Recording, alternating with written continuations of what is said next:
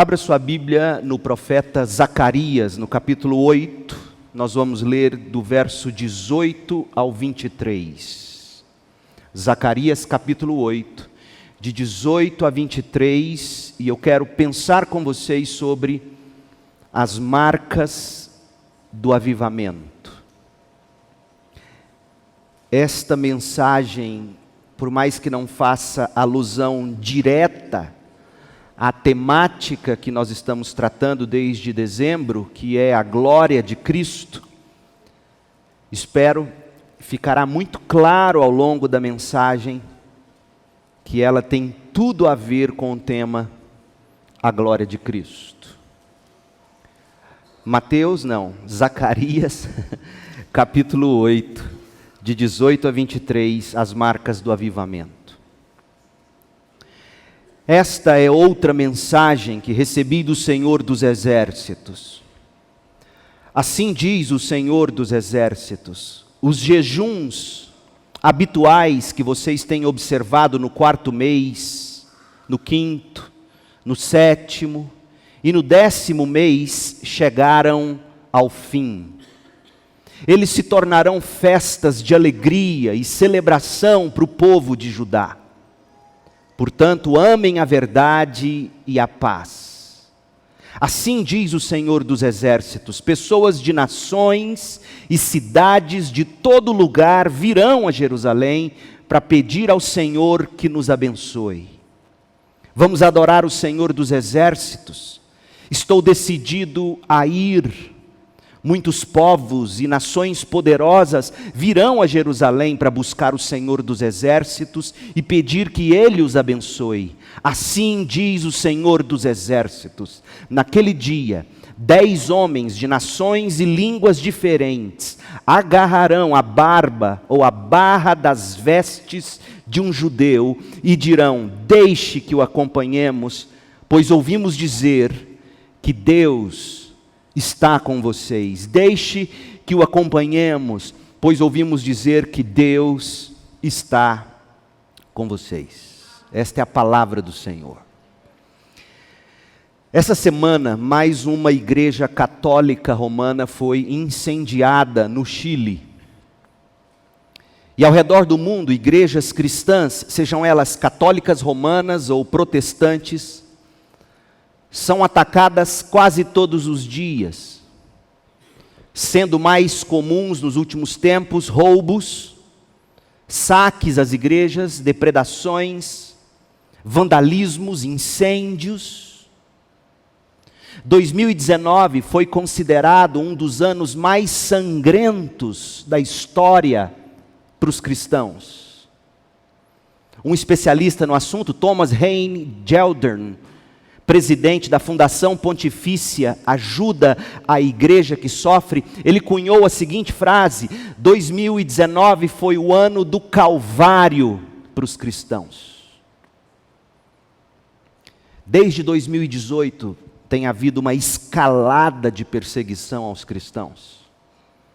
Todos ficamos chocados e devemos ficar chocados.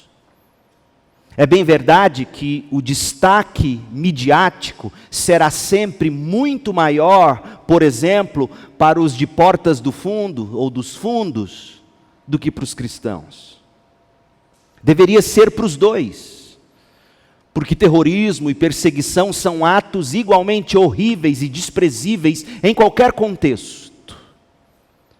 Mas esta atitude seletiva por parte dos de fora já é esperada dos crentes, não é mesmo? O que não pode acontecer, no entanto, é o que a gente vê acontecendo de forma mais sutil. Acontece toda hora, por parte inclusive de quem se diz cristão. Não podemos continuar vendo isso acontecer e achando que está tudo numa boa. Eu estou falando do ataque ao protestantismo histórico.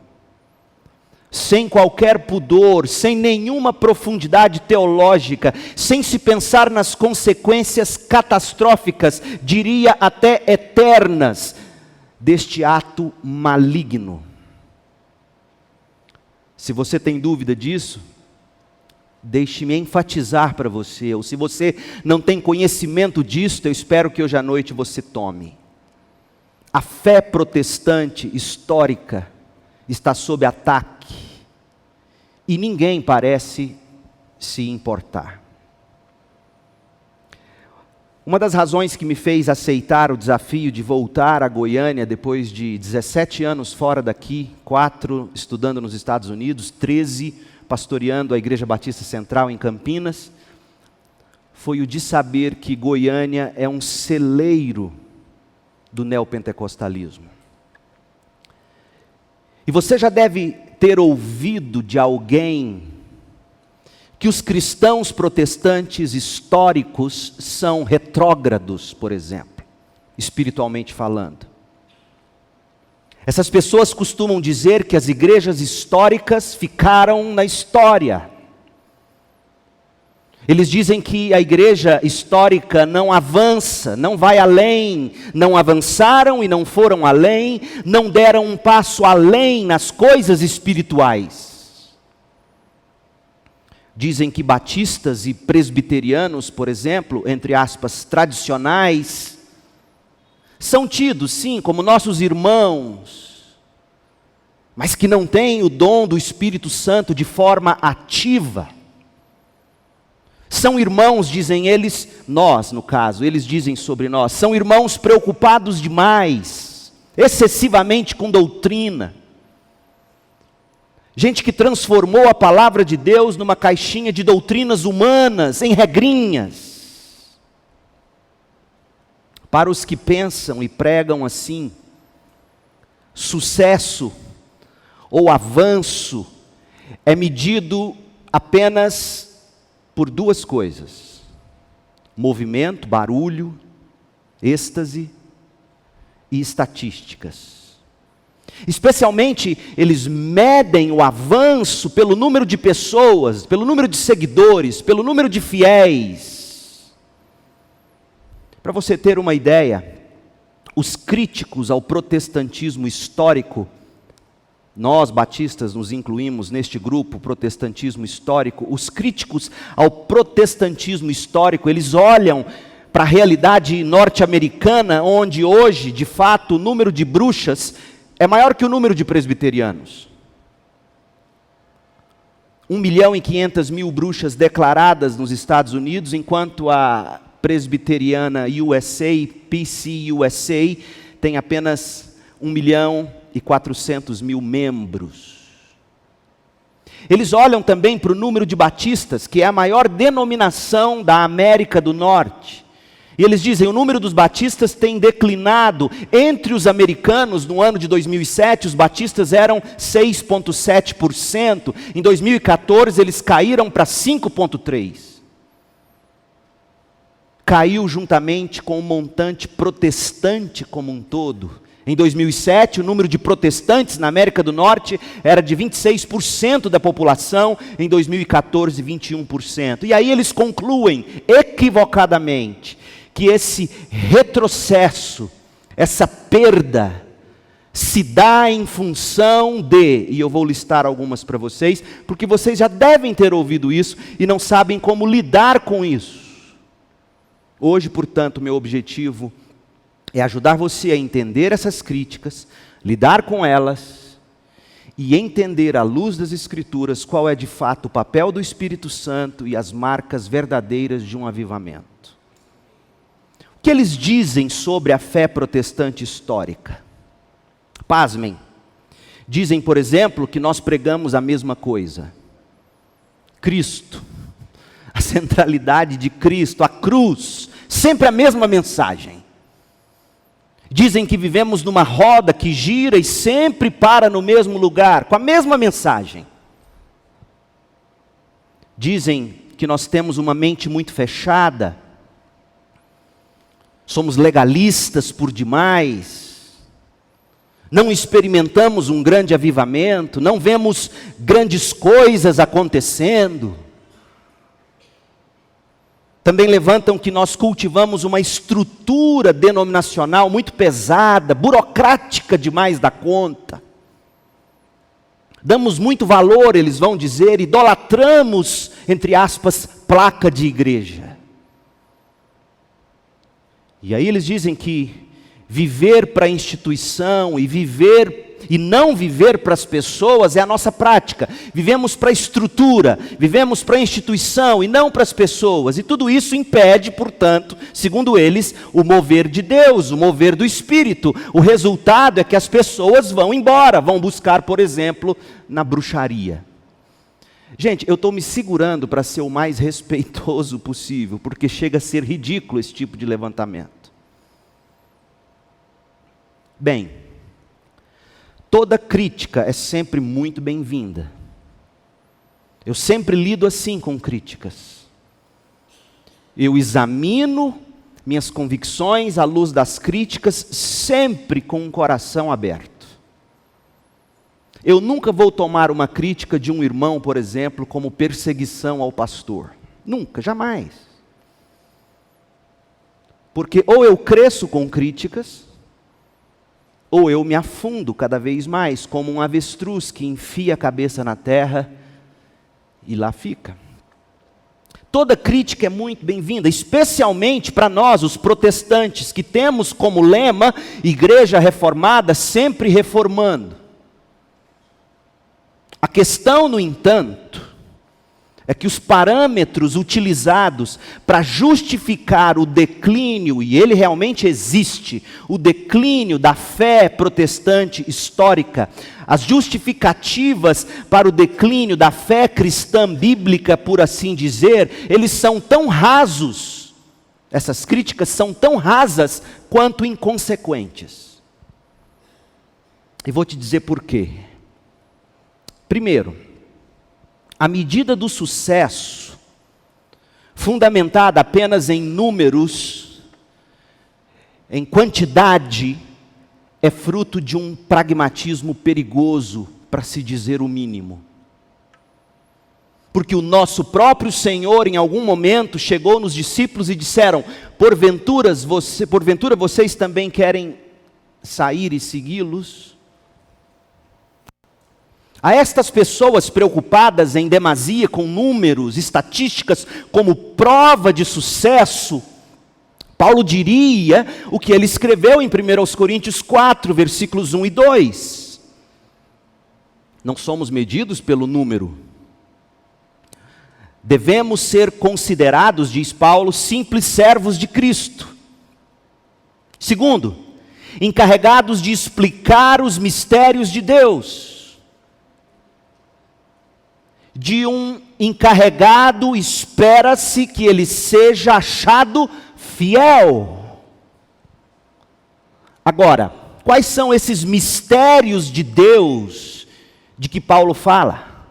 Mistérios de Deus dizem respeito ao Evangelho de Cristo, às aplicações para a nossa vida de fé, de esperança, de amor cristãos. Esses mistérios na teologia paulina é a união do crente com Cristo, da igreja com Cristo, é a esperança da glória, é a esperança da vida eterna. Se você quiser saber mais, leia textos onde Paulo trata do mistério, Efésios 6, 19, Romanos 11, 25, 1 Coríntios 15, 51, Efésios 3, 4, Efésios 3, 6, Efésios 5, 32, Colossenses 2, 2, e você vai descobrir que os mistérios de Deus que a igreja tem que explicar diz respeito à união do crente pela fé com Cristo, os frutos que Cristo produz na vida do cristão, a esperança de glória, a aplicabilidade do Evangelho. Então, a crítica que fazem, justificando o declínio, falta de números, como não sendo mais mover do Espírito, ignora tanta coisa que eu poderia aqui enumerar, mas a principal delas é esta: o que se espera de uma igreja não é que ela se gabe do número de membros que ela tem conquistado, mas do quanto o Evangelho tem sido fielmente experimentado, explicado, exemplificado e espalhado.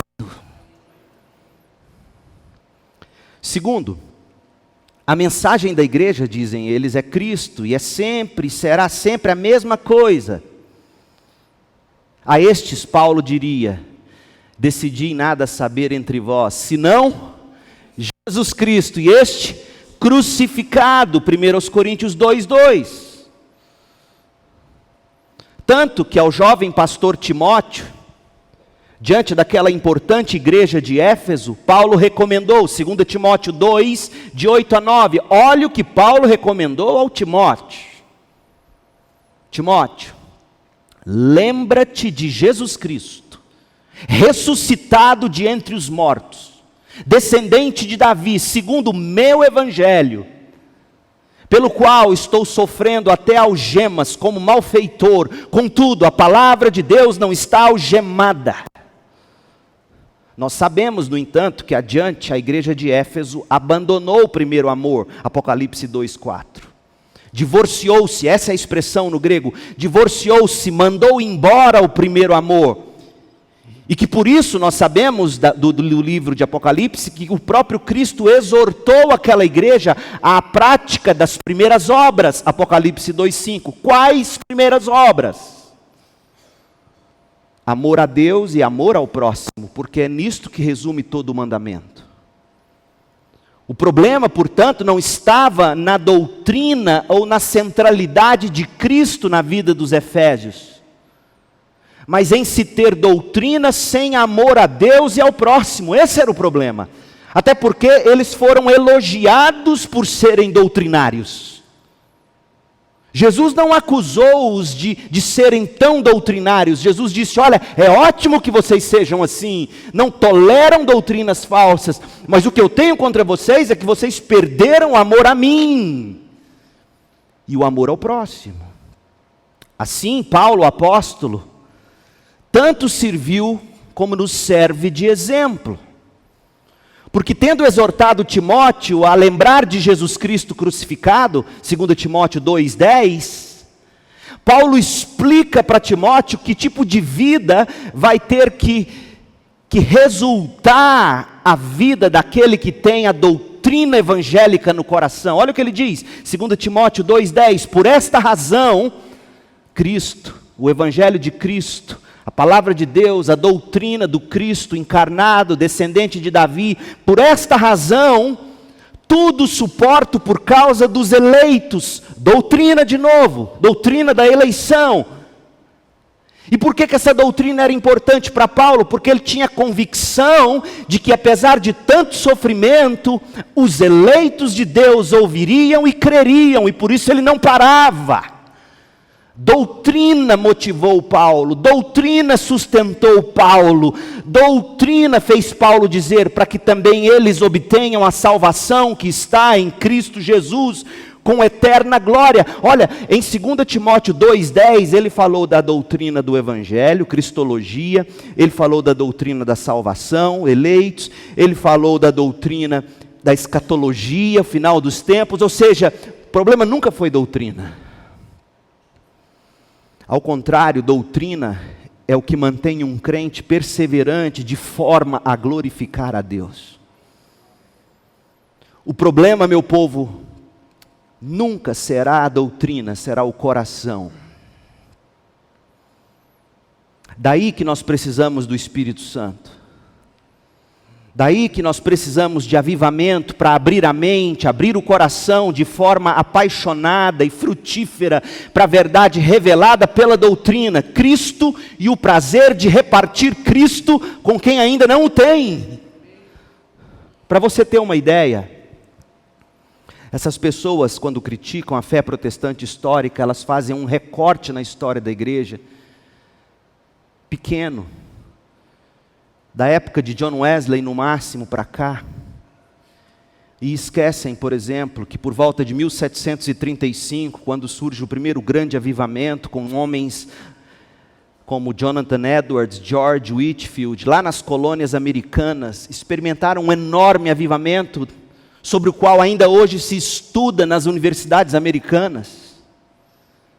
E eu quero que você pasme, porque aquele fenômeno foi impulsionado por pregação que enfatizava a doutrina. o pecado original, a necessidade do Espírito Santo para o novo nascimento, a escravidão do homem ao pecado, a glória de Cristo, a vinda de Cristo, céu e inferno. Leia o sermão de Jonathan Edwards, Pecadores nas mãos de um Deus irado, ou seja, o que trouxe avivamento foi a pregação doutrinária. Terceiro, eles nos acusam de legalismo e mente fechada. De fato, isso é perigoso. O legalismo, ele é como odres velhos. E nós poderíamos parafrasear e dizer que legalismo e odres velhos roubam, matam e destroem. Nós, igrejas históricas, precisamos de fato lidar com este perigo, que eles também lidam. O legalismo deles é no sentido de que se você não fizer aquela campanha, você não terá vitória. O legalismo deles, como eu estava ouvindo no rádio agora, vindo para cá, é de que se você não ouvir o sermão, você não recebe o milagre. Se isso não é legalismo, diga-me o que seja. Mas o que nós vemos acontecer hoje em dia, no meio do povo dito evangélico, é o extremo oposto de legalismo. Nós vemos excessos, exageros, escândalos, tudo pode, tudo vale, nada de santidade, nada de novidade de vida, tudo em nome da graça de Cristo, tudo em nome de Cristo, tudo em nome do amor de Deus. O resultado é que por mais que se cresça em termos numéricos e estatísticos, sem santificação, sem bom senso, o que ocorre é o que nós temos. E o que é que nós temos? O sal do bom testemunho cristão se tornou insípido e para nada mais presta, porque não salga mais. A luz do Evangelho está escondida, porque não se fala mais da mensagem da cruz. E quando citam o nome salvação, como ouvi hoje no rádio, é para dizer que salvação envolve a obrigação de Deus nos derramar milagres. O embaraço de todo o peso e do pecado superabunda no seio dos evangélicos. E o que nós vemos, dentre estes que criticam o legalismo, é que a igreja, de forma geral, não está correndo com perseverança a corrida que lhe é proposta, tendo os olhos fixos em Jesus Cristo. Quarto lugar, o problema, e ele de fato existe, conosco. O problema de uma estrutura denominacional muito pesada, burocrática demais da conta. É verdade, mas isso é facilmente resolvido para nós os batistas. Como assim? Cada igreja local tem autonomia para ser e agir com independência.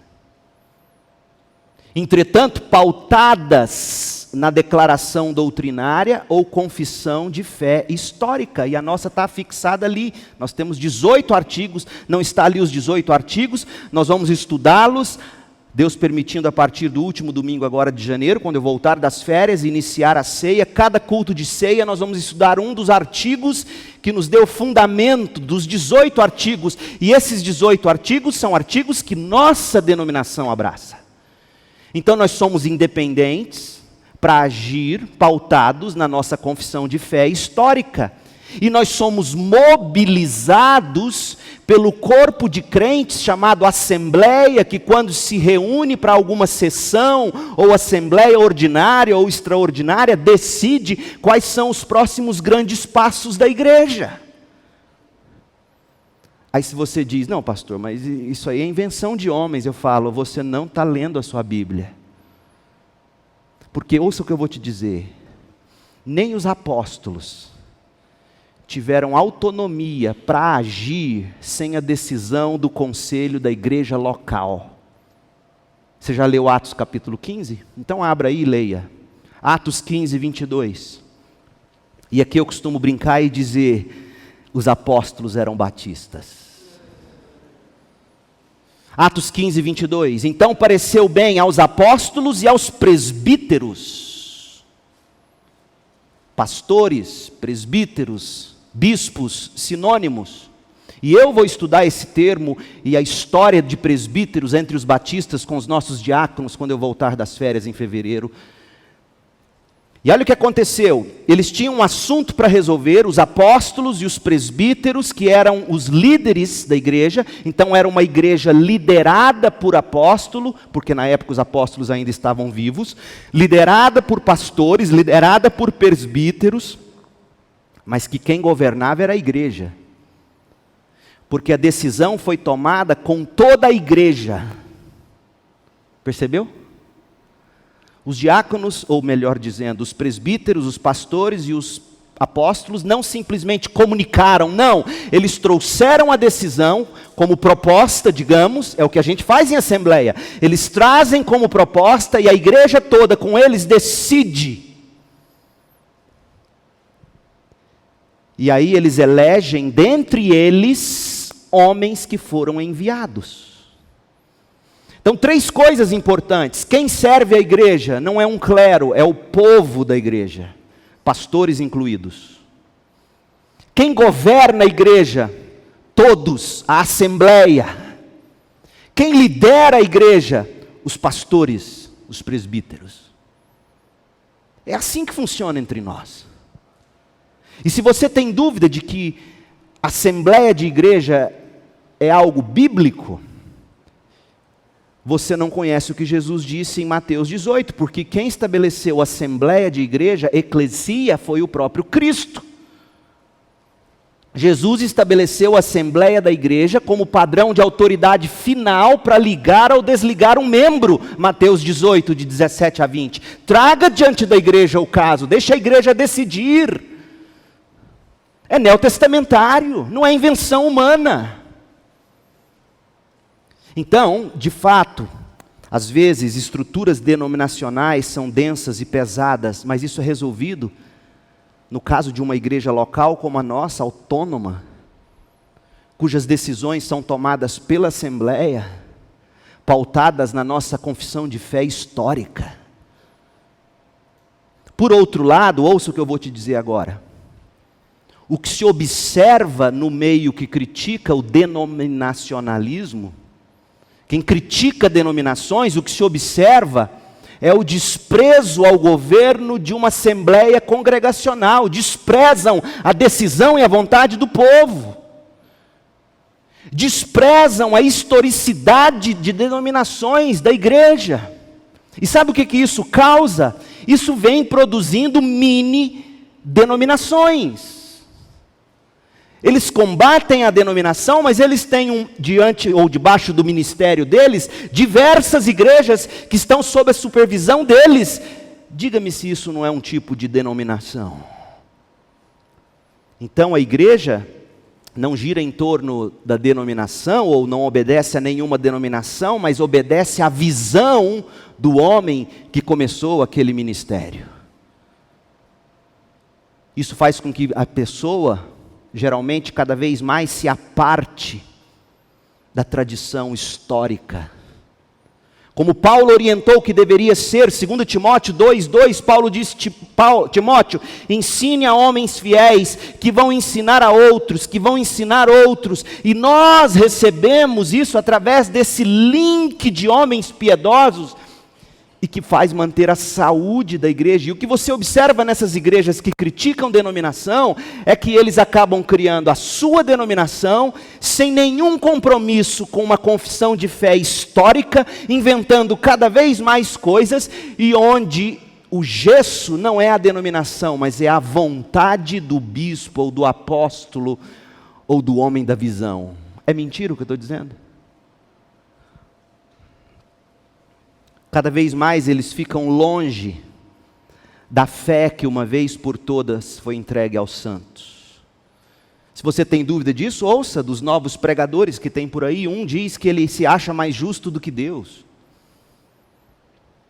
A bem da verdade, gente, fugindo da tradição que nós recebemos dos apóstolos, e Paulo fala da boa tradição, 2 Tessalonicenses 3, versículo 6, Paulo fala que há uma boa tradição que vem dos apóstolos, Então, fugindo da tradição que nós recebemos dos apóstolos e que nos foi transmitida por homens fiéis através do movimento protestante reformado, esses homens e mulheres de, entre aspas, nova visão, eles prosseguem enganando, enredando, escravizando, e ai de você se questionar a opinião deles é deslealdade. Isso é tirania. E aí eu me lembro de Paulo em Colossenses 2:8.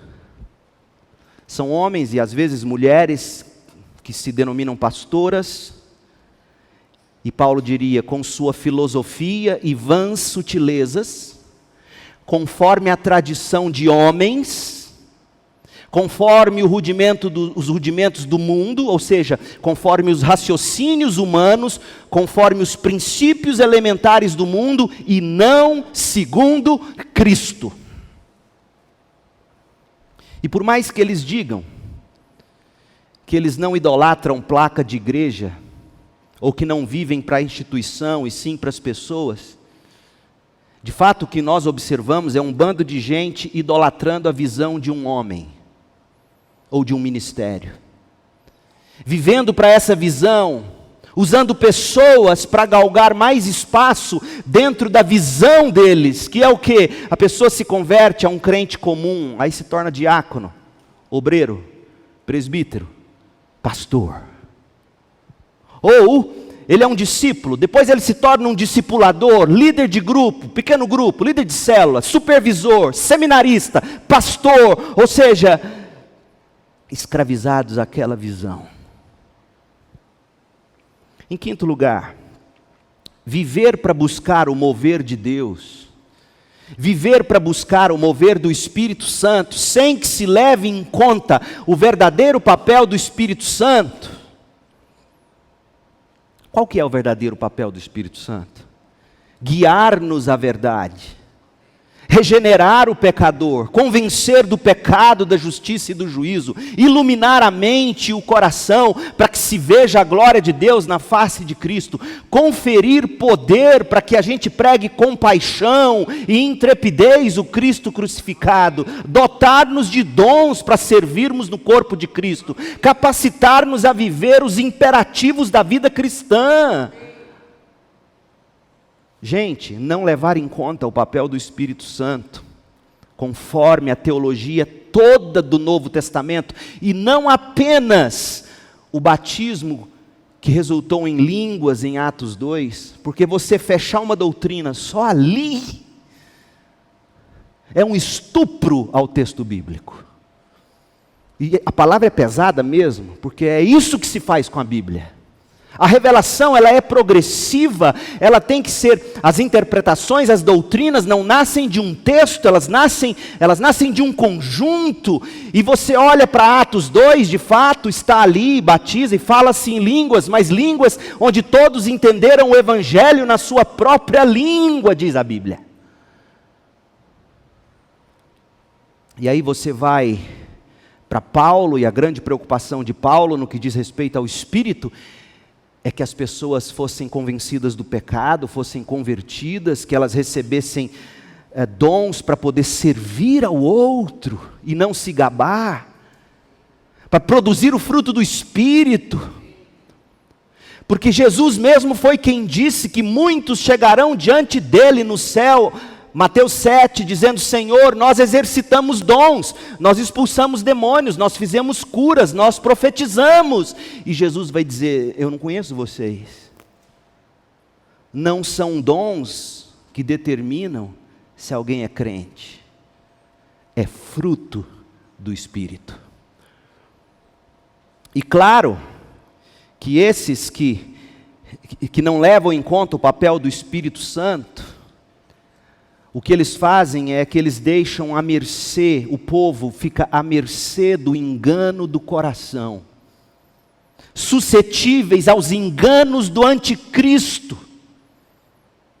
que já está sendo preparado o caminho para ele, como João vai nos dizer na primeira epístola, vários anticristos já saíram pelo mundo. Claro que os que priorizam o mover de Deus, claro que os que priorizam o mover do Espírito em detrimento de doutrina, em detrimento de verdade, apenas ouvindo a voz de Deus no coração, claro que esses não serão os únicos a seguir o anticristo quando ele se manifestar. A gente sabe pela Bíblia que também vai seguir o anticristo, aquela massa de gente em igreja evangélica hoje, histórica inclusive, que menospreza a verdade da doutrina bíblica. Ouça o que eu vou dizer: menospreza a verdade da doutrina bíblica como agente de Deus para nos libertar. E conhecereis a verdade vos libertará. Se você ignora a verdade da doutrina bíblica como agente de Deus para nos libertar, você está suscetível ao engano. Gente, discernimento não é criado no povo de Deus por um mero mover. O Espírito viria, diz-nos Jesus em João. E quando nós chegarmos no texto, quando estivermos prosseguindo na exposição de João, que temos feito, estamos aqui apenas dando uma pausa, mas Deus permitindo, voltaremos e chegaremos lá, e você vai descobrir que quando o Espírito foi enviado, Jesus mesmo disse isso, ele não faria um mero mover, ele guiaria pela verdade, ele iluminaria a mente para a verdade. O discernimento não é criado por um mero mover. O discernimento é fruto da verdade bíblica, fruto da aplicação da verdade pelo poder do Espírito no coração e na mente. E quando isto acontece, isto o quê? Paulo vai dizer, 2 Timóteo 2,7, quando você pondera nestas coisas, o Espírito dá entendimento, pondera, pensa, conecta, leia, veja, o fruto do Espírito, gente, ele vai ser sustentado no crente pela fibra forte de todo o desígnio de Deus, Atos 20, 27. Por isso que Paulo ficou o tempo que ficou em Éfeso, expondo todo o desígnio de Deus. É por isso que nós estamos estudando doutrina de Cristo. Queremos raízes, queremos profundidade, queremos rocha, não queremos viver no ar sobre a areia. E aí vem o primeiro movimento.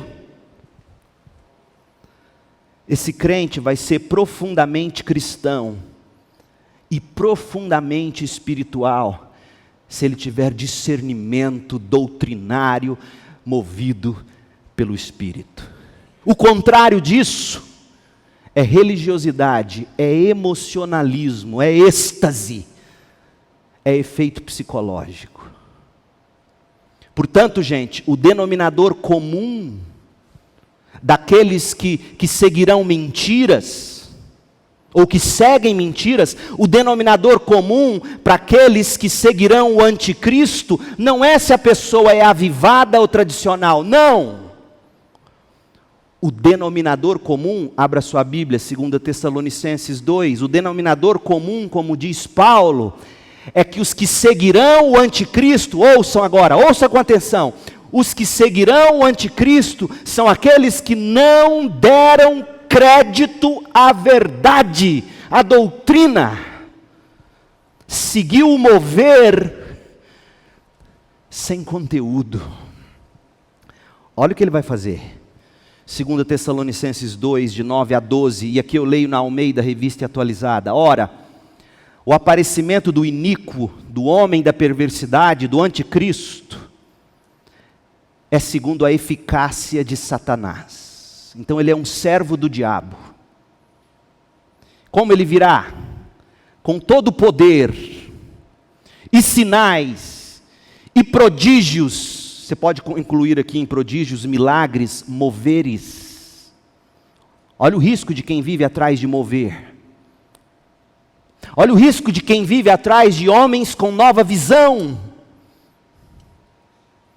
E com todo engano de injustiça, verso 10, aos que perecem, porque não acolheram o amor da verdade para serem salvos. É verdade com amor que salva. Verdade com amor não é só verdade porque é legalismo, não é só amor porque é movimento sem conteúdo. É verdade com amor.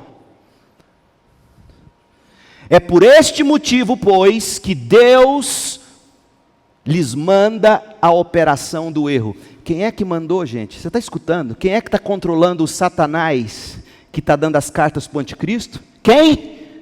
Leia o texto. Quem? Deus é soberano e é assim que Ele limpa a sua igreja. E eu, como seu pastor, tenho que ser aquele que te dá o discernimento, que te aponta o caminho, para que quando novas vozes e novas visões surgirem, você dizer não. É por este motivo que Deus lhes manda a operação do erro. A palavra grega é energia. Se você estivesse lendo o grego e você lesse aqui, Deus lhes manda a energia do erro. O que é energia se não mover? Energia, mover, poder sobre-humano do erro. Deus fez isso para vocês darem crédito à mentira, a fim de serem julgados todos quantos não deram crédito à verdade, antes, pelo contrário, deleitaram-se com a injustiça, deleitaram-se em violar a lei de Deus. Nosso teste, portanto, para cada mover de Deus, entre aspas, nunca será estatístico. Terá que ser primeiramente bíblico. O diabo é mestre em arrastar multidão. A primeira multidão que ele arrastou foi 1/3 dos anjos celestiais. Ponha isso na sua cabeça. Hitler arrastou multidões. Todos os tiranos da história arrastam multidões. O Cristo, por outro lado, cabia tudo numa porta estreita, um caminho apertado. O nosso teste, e com isso, abro um parêntese para dizer, nós não estamos aqui dizendo que vamos nos conformar com mediocridade, quanto menor, mais bíblico. Não!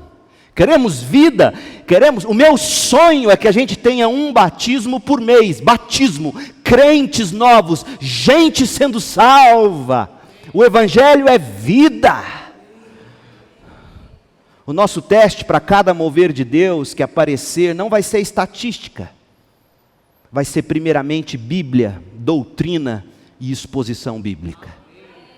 Ou seja, esse despertar é motivado por um amor da verdade para serem salvos, como diz Paulo, e por uma paixão por ouvir todo o desígnio de Deus proclamado. Se não houver isso no tal mover, não vem do Espírito de Deus. Tem que haver um despertar motivado por um amor da verdade para ser salvo, por uma paixão por ouvir todo o desígnio de Deus proclamado. Outra pergunta que você tem que fazer a esse mover: o que se busca como resultado desse mover é mais de Cristo ou mais das coisas debaixo do sol? É mais de Cristo ou uma bênção para o ano novo?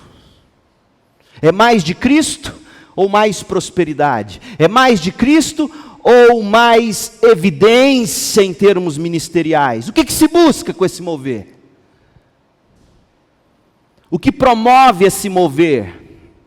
Mais crentes dispostos a correr com perseverança, correr com santidade a vida cristã, olhando para Cristo, ou mais carnalidade, mais orgulho, mais mundanismo? Que tipo de crente esse mover está produzindo? Gente que continua mentindo, passando os outros para trás. Que fruto se colhe desse mover? Mais crentes que se compadecem do próximo e dos perdidos sem Cristo? Mais crentes, como diz Hebreus 10:34, que aceitam com alegria o espólio dos bens, o saque, o despojo dos bens, tendo ciência de que possuirdes vós mesmos patrimônio superior no céu, durável. É esse tipo de crente que acumula tesouro no céu e que vai perdendo aqui e não importa.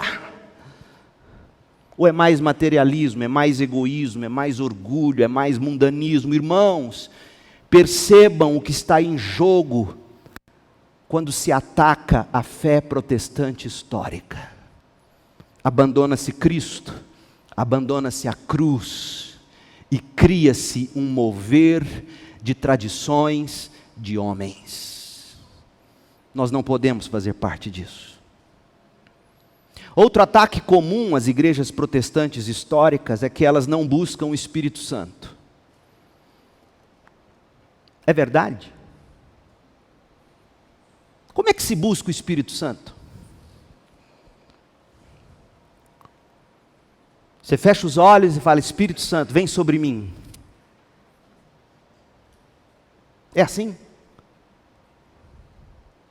Frederick Dale Brunner, em parceria com um homem chamado William Hordern, lançou em 1984 um livro que não está em português, infelizmente, intitulado, e aqui a tradução livre do inglês, O Espírito Santo, membro tímido da Trindade. Livraço. A tese é que esse membro tímido da Trindade tem como ministério o desviar-se de si mesmo, apontando-nos para a maravilha de Deus Pai e de Deus Filho. Estar cheio do Espírito Santo significa estar cheio do amor por Cristo. Quando Jesus prometeu o Espírito em João 16,14, olha o que ele disse: o Espírito me glorificará. Por quê? Porque o Espírito receberá do que é meu, Cristo, e tornará o que é Cristo conhecido a vocês. A obra do Espírito é pegar o que ele recebe de Cristo e revelar a nós, Cristo. O Espírito é tímido, por assim dizer. O Espírito é coadjuvante, não porque ele seja inferior ao principal, que é o Filho e o Pai, não. Ele é coadjuvante por causa de papel. Isso significa que o Espírito não existe para sua autopromoção. Quando nós olhamos para o Espírito, sabe o que ele faz? Ele dá um passo atrás e pega o Filho eterno de Deus e põe à sua frente. No céu você não vai ver pomba, no céu você vai ver Cristo. No céu você não vai ver mover, no céu você verá Cristo. O Espírito de Deus existe para iluminar o Cristo. O Espírito de Deus não vive debaixo das luzes da ribalta, dos canhões de luzes. Pelo contrário, Ele é a luz que ilumina Cristo. Você quer ser cheio do Espírito? Encha-se de Cristo, e você jamais será cheio de Cristo se Cristo não for glorioso. Você jamais será cheio do Espírito se Cristo não for glorioso para você. Então, todas as vezes que a gente se propõe a meditar sobre Cristo, a ler sobre Cristo, na verdade o que nós estamos fazendo é: Espírito de Deus, ilumine a minha mente, o meu coração para essa verdade cristã. John Piper, meu bom velhinho, ele argumenta que ao buscarmos ser cheios do Espírito, ao buscarmos ser fortalecidos ou empoderados pelo Espírito, nós temos que buscar indiretamente o Espírito. Como assim? Ele diz: nós devemos olhar para a maravilha de Cristo. E Piper aqui está seguindo a tradição de homens como John Owen, por exemplo, Jonathan Edwards. Gente, se nós desviarmos o olhar de Cristo e buscarmos diretamente o Espírito e o poder do Espírito, sabe onde a gente termina? Num lamaçal de emoções subjetivas. Espírito, Espírito, Espírito. Não. O Espírito não se auto-revela, o Espírito revela Cristo. A plenitude do Espírito é a plenitude que dá na medida em que nós olhamos para Cristo. O poder do Espírito é o poder que nós sentimos na presença de Cristo. A alegria do Espírito é a alegria que sentimos das promessas de Cristo. Muitos de vocês talvez saibam o que significa prostrar-se no chão, clamar pelo Espírito, por alegria, por poder e nada acontecer. Mas no dia seguinte, você abriu sua Bíblia, começou a ler, pediu a iluminação, revela as maravilhas da tua lei, e aquelas palavras foram penetrando, foram tornando-se em relevo, promessas foram sendo feitas, verdades foram apresentadas, situações foram descritas, Cristo foi sendo exaltado, e aí de repente você sai daquela leitura, daquele tempo com a palavra, depois de ouvir um sermão, e você diz: meu Deus, é Cristo. O Espírito agiu timidamente. Então dedique-se a ver e a sentir a grandeza do amor de Deus em Cristo. E você vai estar tão em harmonia com o Espírito Santo, que o poder vai fluir poderosamente na sua vida. Gente, a experiência espiritual cristã, não é uma vaga emoção religiosa. A experiência espiritual cristã tem conteúdo objetivo, Cristo, o Evangelho de Cristo. O membro tímido da Trindade faz um trabalho poderoso, mas ele nunca se coloca na ribalta sob as luzes do holofote. Ele é a luz, ele é o holofote. Ser cheio do Espírito. Sabe o que é ser cheio do Espírito? É ter olhos para ver e se encantar com Cristo, com a graça de Cristo, com o amor de Deus. É receber a consolação do Espírito no sentido de que você ouve as promessas de Deus Pai, sendo cumpridas em Deus Filho. Você apreende o ensino de Deus Filho, o ensino de Deus Pai. Isso te alegra, isso te exorta, isso te encoraja, isso te empodera a falar. Isso é ser cheio do Espírito. E isto nós buscamos, pelo menos eu, seu pastor, a cada sermão que eu preparo, a cada mensagem que eu prego, eu digo: ó Espírito de Deus, pega esses 5 pães, pega esses 2 peixinhos, multiplique isso no coração, faça isso produzir amor e convicção, e compaixão, e conforto, e exortação no coração dos que me ouvem. Se isto não é obra do Espírito, eu não sei o que seja. Não há explicação neotestamentária. Terminei de pregar uma vez em Campinas, São Paulo, apaixonado. Aí uma irmã veio de Manaus, de um desses novos moveres de Deus. Me chamou no canto assim, onde está o Darlan ali. Senta aqui, pastor. Parecia que flutuava. Deus mandou eu trazer uma palavra para você. Quando é assim, acabou. Porque se Deus está falando, não há nem espaço para você discutir. Aí eu falei: fala que teu servo ouve. Aí ela olhou assim: fala que teu servo ouve. Pastor, Deus mandou eu te falar que o senhor tem que criar um ministério de libertação. Eu falei: irmã do céu, o que eu acabei de fazer? O senhor pregou. Eu falei: o que é isso? Não, você está pregando o Evangelho, mas tem que ter libertação. Aí eu abri com ela em Atos 26, quando Deus chama Paulo e fala: Paulo, eu te chamei para libertar das garras do diabo, para arrancar o povo das trevas para a luz. Vai lendo comigo, irmã, lê aí, o Espírito está falando. Como é que Paulo fez isso? Aí ele diz: fui fiel à visão e preguei em cada lugar que eu cheguei. Sabe como é que se liberta o pecador? Pregando a verdade, anunciando Cristo, mostrando o glorioso, apaixonante. A pessoa vê, arrepende-se, crê, busca, recebe, liberta-se. Falei: irmã, acabei de pregar, irmã. Não, pastor, mas não é assim. Eu falei: então eu não sei como é, porque eu quero seguir o que está na Bíblia. Sabe o que ela me falou? A letra mata, pastor.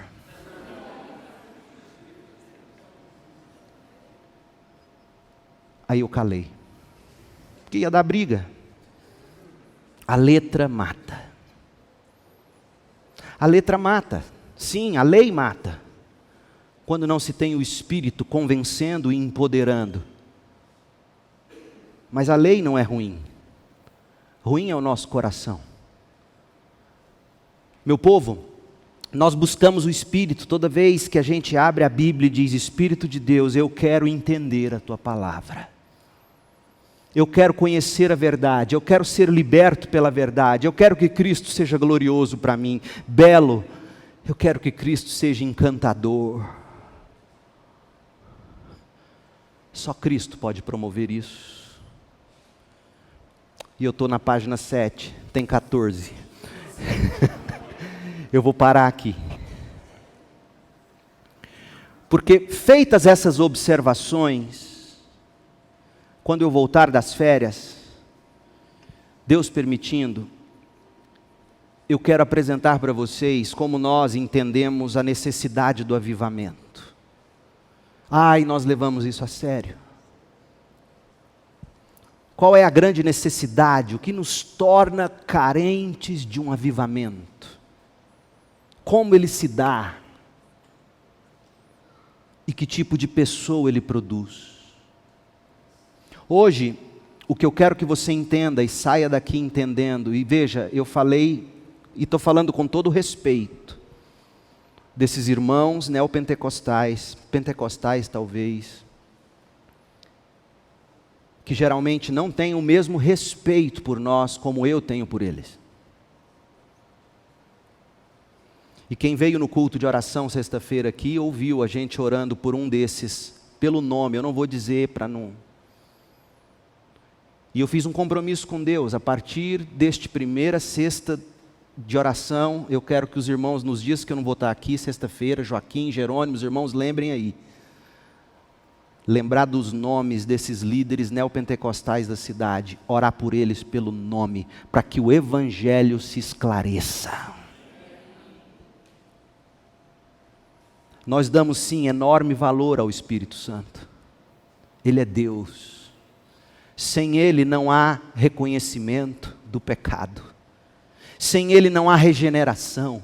Sem Ele não há arrependimento. Sem o Espírito Santo de Deus, nossos olhos vão ler palavras na Bíblia e a letra vai matar sim, porque vamos ler verdades que nos condenam e não vamos ter forças para reagir.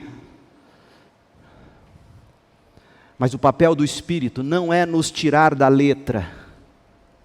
O papel do Espírito é nos esclarecer a letra e aplicá-la ao nosso coração. Nós valorizamos o Espírito. Toda vez que o pastor sobe para pregar, você tem que estar orando. Toda vez que eu sair daqui do meu lugar e vir e subir aqui, ó Espírito de Deus, fale pela boca do meu pastor. Ó Espírito de Deus, abra o meu coração. Ó Espírito de Deus, abra o coração desse povo para que a gente enxergue a beleza de Cristo. Meu povo, a julgar pelos efeitos do que esses movimentos têm causado, esses moveres entre aspas, e os ataques que se faz à fé protestante histórica, o problema é muito sério. A maioria de gente hoje que frequenta igreja, seja tradicional, seja pentecostal, avivada, seja onde for, a maioria que não tem amor pela verdade, já segue anticristos e seguirá o anticristo. Quem é um anticristo? É todo aquele que ou distorce, ou deturpa, ou esconde o Evangelho de Cristo. Vou te dar um teste. A próxima mensagem que você ouvir, coloca na sua cabeça o seguinte: se um judeu disser amém, a mensagem não é cristã. Se um judeu dizer amém para um sermão de qualquer pastor que você ouvir, mesmo o meu, não é cristã. E quando um judeu diz amém? Quando as verdades do Antigo Testamento são anunciadas sem seu cumprimento em Cristo, o Messias prometido de Israel. E o que nós mais temos nas igrejas hoje é um judaísmo sem Cristo, transformado em mensagem de autoajuda, de prosperidade. Qualquer coaching diria amém para o que se ouve dos púlpitos. Qualquer judeu poderia dizer, é isso que eu quero.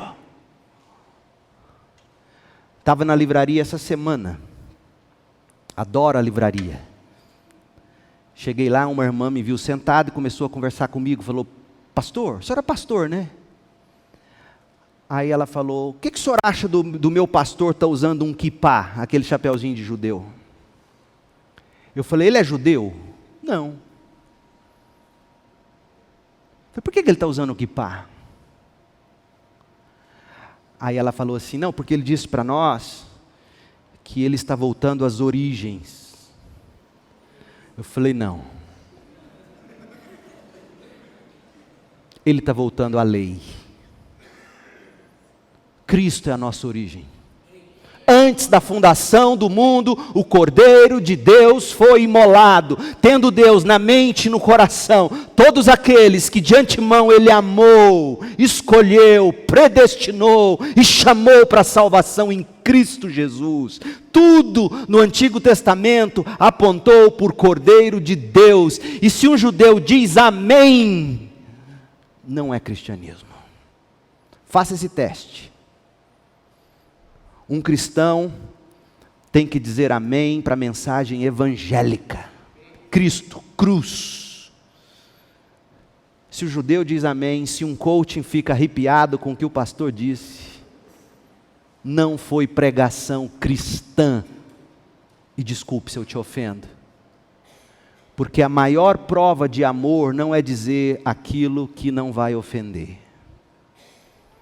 A maior prova de amor é eu entregar para você a mais absoluta verdade, com um coração cheio de compaixão, e é o que eu tenho por você. Seja Cristo seu tesouro, seja Cristo a sua alegria, seja Cristo seu Salvador maravilhoso, seja Cristo a sua justiça, seja Cristo a sua esperança, seja Cristo o amado da sua alma, o seu tesouro, seja Cristo o pão para o seu coração, a água para a sua alma, seja Cristo o seu tudo. Porque se você assim tiver o Cristo, foi obra do Espírito na sua vida. Você não tem que preocupar. O Espírito está agindo em você. Mais sobre isso, próximo capítulo, dia 26, Deus permitindo, estarei de volta. Vamos orar. Feche seus olhos.